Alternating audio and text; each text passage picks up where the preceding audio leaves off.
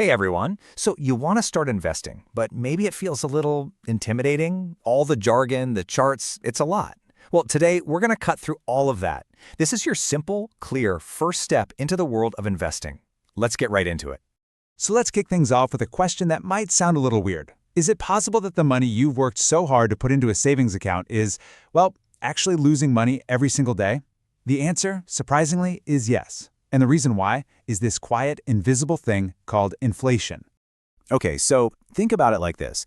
Your savings account is kind of like a bucket with a very slow, tiny leak. That leak, that's inflation. It's just constantly draining away the buying power of your cash. So after a year, your $1,000 might only buy you what $970 used to. But investing, that's totally different. That's like planting a seed. Instead of just sitting there leaking, your money actually has a chance to grow. You're not just trying to plug the leak, you're actually growing something new. So how do we actually do that? How do we get our money to start working for us? Well, it all starts with just 3 basic building blocks. This is your investor's toolkit, and I promise you, it is way simpler than it sounds.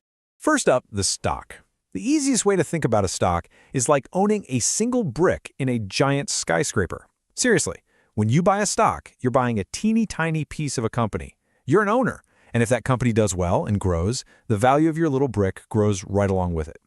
All right, next in our toolkit is the bond. Now, if a stock is all about ownership, a bond is all about being a lender. You're basically giving a loan to a big organization, maybe the government or a huge corporation.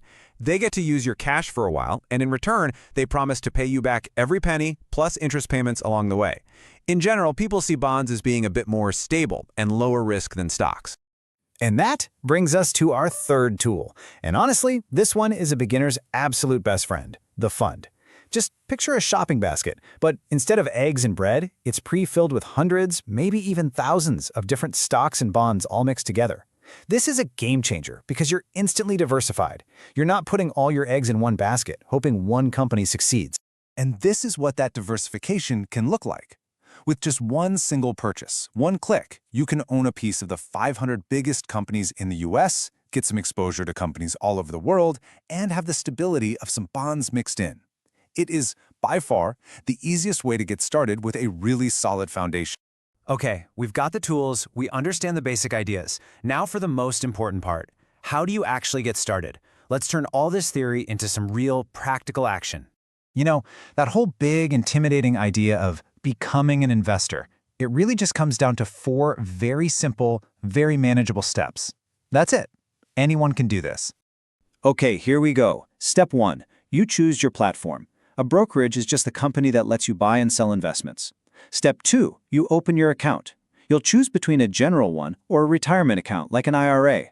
Step 3. Connect your bank account and add some money. It's super secure. And finally, step 4. You make your first investment. And yeah, picking one of those diversified funds we talked about is a great way to start. The whole thing, you can often get it done online in less than an hour. Now look, knowing the steps is one thing. That's the how. But the real secret to being a successful investor, it has almost nothing to do with clicking buttons. It's all about your mindset. It's about how you approach the journey. I mean, the legendary investor Warren Buffett just said it perfectly here. The goal isn't to get rich quick. It's not about trying to time the market or frantically buying and selling. Real, lasting success comes from patience. It comes from letting your investments do their thing over years and even decades. So, what's the reward for having all that patience? Well, historically, it's been pretty amazing. Yeah, you'll see scary headlines and the market will have its ups and downs for sure. But over the last several decades, the US stock market has averaged about a 10% return per year. And thanks to the magic of compounding, that 10% grows on your earnings too. Patience really is a superpower here. Okay, let's wrap this all up. If you take anything away from this, let it be these 4 things. First, just get started. The sooner you begin, the sooner your money can start working for you against inflation. 2, keep it simple. You don't need to be a Wall Street genius. Those diversified funds are your friend. 3, the actual process isn't scary. It's really just those 4 simple steps. And finally, and this is the most important one, consistency and patience are everything. They are your superpowers. So, we've covered the why, the what, and the how.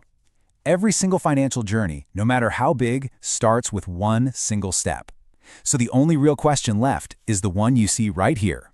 What will your first step be? Thanks for hanging out with me today.